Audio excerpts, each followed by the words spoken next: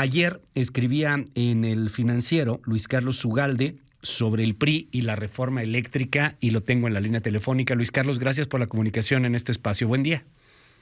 Luis, muy buenos días. Oye, ¿qué opinión te merece? Bueno, primero, la lectura política, económica, social que estás viendo en torno al tema de la reforma eléctrica, la manera como lo está vendiendo el gobierno y la manera como la oposición debería de responder. Yo no sé si está respondiendo, parece que se están quedando callados, no sé cuál es tu percepción. Yo creo que esta es la reforma del gobierno de López Obrador que más rechazo unánime ha generado. Primero porque es la más dañina, la que verdaderamente afectaría por mucho tiempo al país. Todo lo demás que ha hecho este gobierno malo es reparable, es parcial, es superficial, son decisiones malas, son decisiones costosas, pero no implican un daño estructural a la economía de México en el largo plazo. Esta es la primera. Y yo sí he visto un rechazo unánime del sector empresarial, de organismos de la sociedad civil, medioambientales, opinadores, y en general de los partidos, salvo la postura oficial del PRI. Y la postura oficial del PRI ha sido hasta ahora de que van a escuchar, pero no ha sido de que van a votar a favor. Yo en lo personal creo que al final el PRI va a votar mayoritariamente en contra. No veo ninguna razón política, ninguna ganancia neta, ninguna lógica de que apoyaran la reforma. Y entonces mi pronóstico es que la reforma eléctrica del presidente López Obrador no va a pasar, va a ser rechazada, y que a partir de ahí López Obrador va a seguir con su campaña de denuesto, de división, de ataques al neoliberalismo, va a convocar una reforma a una consulta popular en 2022 y va a usar esto como una bandera de movilización hacia 2024. Así es que yo veo así las cosas y me costaría trabajo pensar que algo tan aberrante, tan nocivo, tan dañino, tan anticuado, tan regresivo pudiese ser aprobado por los partidos. Esta oposición, te pregunto, Luis Carlos, se nota demasiado, quizá más en el círculo rojo que en la población en general. Tampoco es que la población en general o que todo el mundo en general esté discutiendo la reforma eléctrica como una de las prioridades, máxime después de pandemia, con las crisis económicas, con los asuntos tan complejos que hay. Pero sí es complejo, es un tema técnico, no es un tema tan fácil de entrar y es una bandera política a final de cuentas. ¿Te robaron la luz? ¿Quiénes? Los neoliberales, los de antes. Yo, 4T, te la voy a regresar. ¿No habría de responder con un poco más de fuerza frente a esta audiencia política que parece tiene perdida la oposición, la iniciativa privada, etcétera? Sí, Luis, tiene que haber un esfuerzo menos tecnocrático y Claro. más empático en el lenguaje para comunicar qué significa esta propuesta de López Obrador. Uh-huh. Y hasta ahora, a pesar de que todos se han pronunciado en contra, en buena parte de los boletines de prensa y los pronunciamientos de organismos empresariales prevalece un tono tecnocrático que me parece que es ineficaz. Hablan de la competitividad del país, término que nadie entiende. Hablan del Estado de Derecho, que es una abstracción totalmente alejada de las preocupaciones cotidianas de la gente. Hablan de inversiones, es decir, hablan de ellos.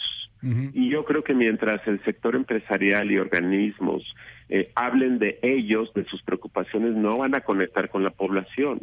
Tenemos que colocar al consumidor en el centro del debate. ¿Cómo esta reforma de López Obrador afecta a la gente de carne y hueso, a los trabajadores, al ama de casa, a los estudiantes? Esa es la discusión. Algunos están intentando hacerlo, pero hay un anclaje rebuscado, tecnocrático, neoliberal en el lenguaje que impide comunicarse. Entonces, se tiene que dar el giro y decirle a la gente que en el fondo lo que López Obrador está proponiendo es producir energía cara y contaminante, Uh-huh. que al final la va a pagar el pueblo. Porque aunque sea subsidiada, ese subsidio va a quitarle dinero a programas sociales o a las medicinas o a los hospitales. Así es como se debe generar. Y la segunda vertiente, Luis, creo yo, es tratar de movilizar a los centennials y a los millennials, que es un segmento de la población muy apático, que no se expresa, pero que hay un tema que sí le pega aquí en el mundo, que es el tema ambiental. Y esta reforma de López Obrador es profundamente antiverde.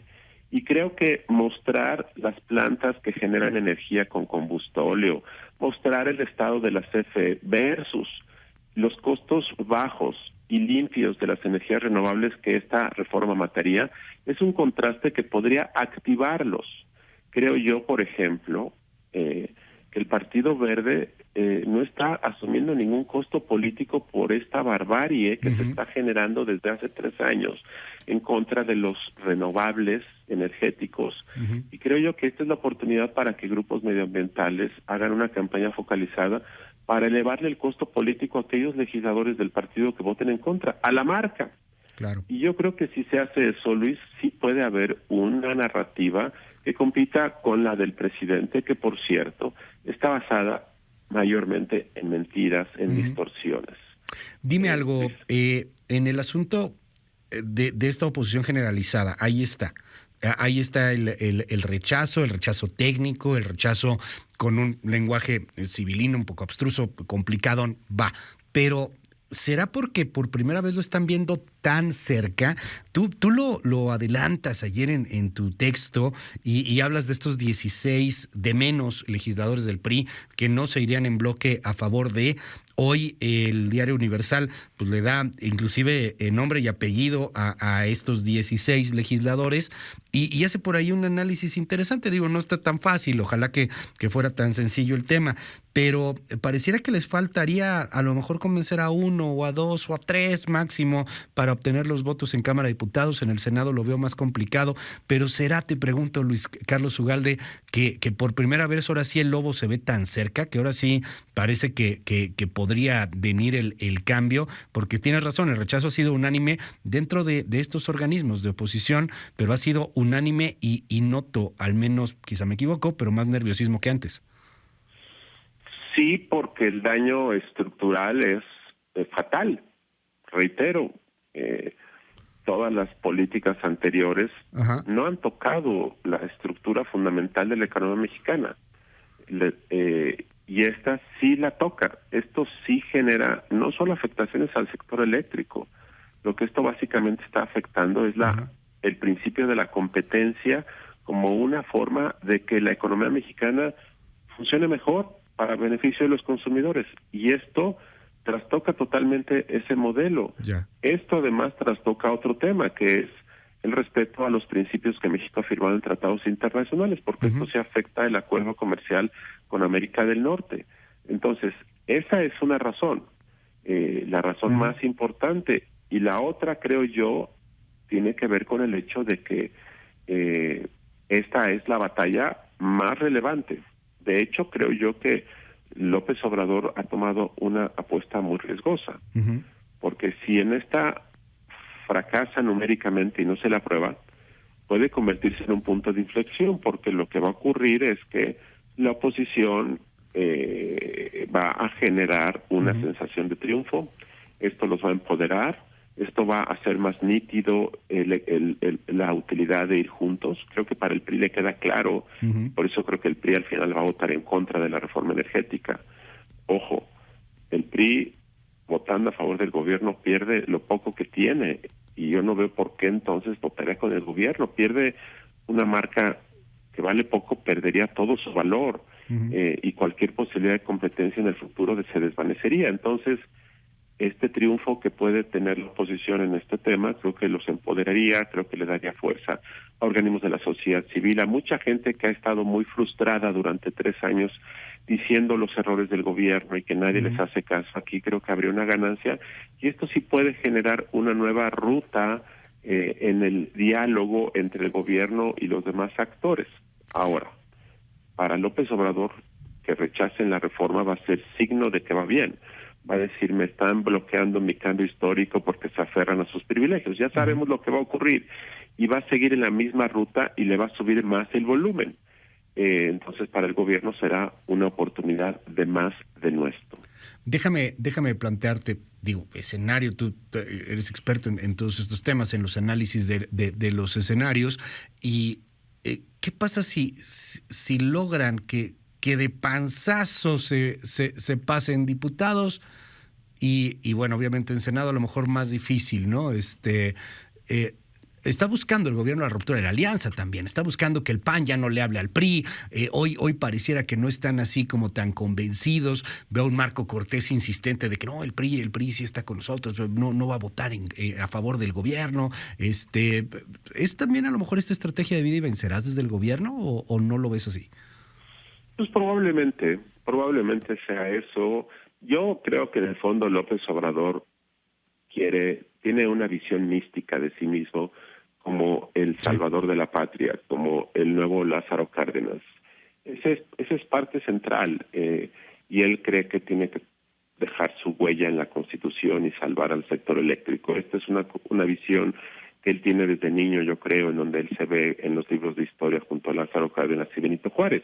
Y esta es la manera para hacerlo. Entonces yo creo que ese es el tema central, la obsesión narcisista de un líder que siente que está al nivel de Madero, Juárez y Jesucristo y que esta es su oportunidad de mostrarlo. Y que incluso si no se la aprueban es resultado o es reflejo de que efectivamente está en el nivel de Jesucristo. Recuerda lo que dijo hace 2 o 3 semanas cuando dijo que a los que crucifican en su momento es solamente muestra o significado de que están en un nivel histórico transformador y de que no son entendidos en su era, en su momento. Entonces, esto yo creo que es el tema central. Como parte de esa estrategia, pues lograrlo requiere dividir al PRI. Pero yo no creo que esto sea para dividir al PRI. Yo creo que esto es fundamentalmente una visión ideológica, histórica del presidente. Ahora, vuelvo a lo mismo. No veo el PRI que gana con ir con López Obrador. No veo ninguna ganancia. Que el gobernador de Oaxaca se vaya con López Obrador, como ya lo hizo el gobernador de Sinaloa. Esos son personajes, pero eso no es el PRI. La marca PRI, el liderazgo PRI, yo no veo que vayan a hacer esto. Yo lo que creo es que es una cuestión táctica, que simplemente están comprando tiempo porque van a escuchar a los grupos de la sociedad, porque esto les va a permitir dialogar con grupos que pueden generar un diálogo fructífero, y porque esto les da más valor de mercado, en el sentido de que si esto lo anuncian a fines de octubre o 3 días antes del voto, creo que esto hace más sentido político que decir me opongo. Entonces, eso es lo que yo creo. Claro. Y además, toma en consideración el hecho de que un gobernador muy poderoso que es Coahuila, Coahuila, por cierto, es la única entidad del país, del PRI, la única, en donde el PRI es hegemónico, no hay otra entidad. La segunda es el Estado de México, en donde Del Mazo ha sido discreto y callado, no ha dicho nada y no va a decir nada. Pero es claro cuál es su postura en estos temas de crecimiento e industria, es claro. Oaxaca es irrelevante, y el otro gobernador es el de Hidalgo, que tiene elección el próximo año. Entonces, yo creo francamente que todas las dados están a favor de que al final mayoritaria o unificada o unánimemente el PRI vote en contra en su momento. Ese es mi pronóstico, Luis. Querido Luis Carlos Ugalde, te aprecio mucho que me hayas tomado la llamada telefónica. Estamos en comunicación, si nos permite, siempre un gusto poderte tener aquí en este espacio y enriquecerlo. Y bueno, pues vamos a ver cómo se van moviendo. Ahora sí que hagan sus apuestas, ¿no? Claro que sí, Luis. Gracias. Muchas gracias, buenos días. Gracias a ti, es el director de Integralia, Luis Carlos Ugalde.